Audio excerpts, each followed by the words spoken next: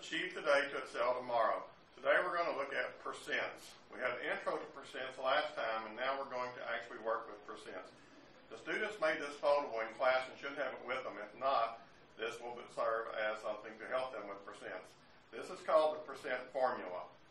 In the top left is or part. If you have part of the amount, they would go on top left, as would is. On the bottom left is of or whole, if you have the entire amount. The top right is percent, and the bottom right is 100. So let's look at some problems with these. We open up our foldable.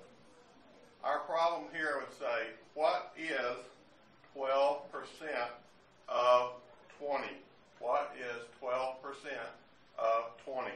So as we talked about with our proportion, we're going to set up what is. We do not know the is.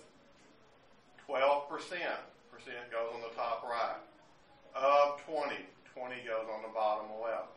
What is 12% of 20? This is our formula, and it forms a proportion. So we can now do cross multiplication.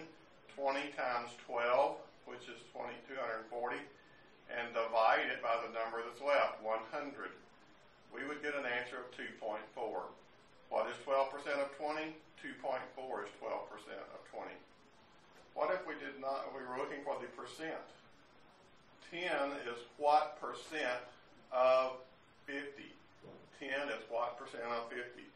10 is what percent? We do not know the percent of 50. Now we have our proportion again where we can cross multiply. 10 times 100 is 1,000. Divided by 50 is 20. 10 is 20% of 50. Okay, one more. What if we don't know the bottom? What if we don't know the of? 15 is 50% of what number? Okay, 15 is 50% of what number? We don't know the number. We have our proportion. We can say 15 times 100 is 1,500. Divided by 50 is 30. So 15 is 50% of 30. Okay, so this is called the percent proportion. It will, or percent formula. The formula will not be on the formula chart. The students are just expected to know this formula and be able to use it. Also, let's look at one problem more about the part and whole. I wrote a problem up. It says there's 20 students in Mr. Jordan's room. 12 are girls. What percent are girls?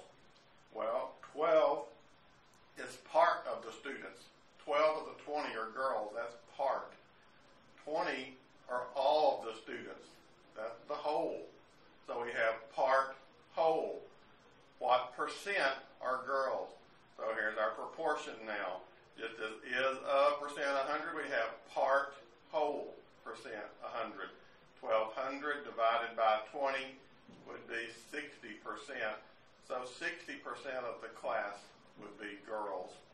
Okay, this is a look at how we would use the percent formula to figure percents. Let's achieve today to excel tomorrow.